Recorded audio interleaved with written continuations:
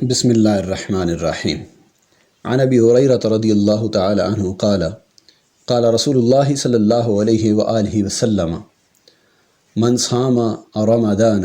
ایمانا واحتسابا غفر له ما تقدم من ذنبه ومن قام رمضان ایمانا واحتسابا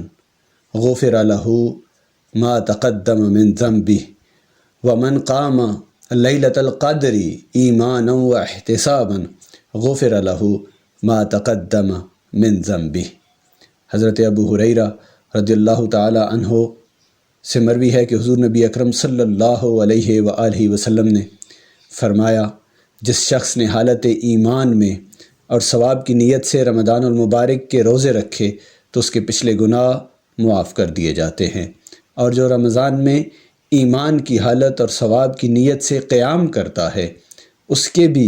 سابقہ گناہ معاف کر دیے جاتے ہیں، اور جو لیلۃ القدر میں ایمان کی حالت اور ثواب کی نیت سے قیام کرے اس کے گزشتہ گناہ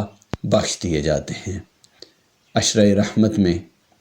رب ذوالجلال کی بے پناہ رحمتوں سے حصہ وافر حاصل کرنے کی کوشش کیجیے۔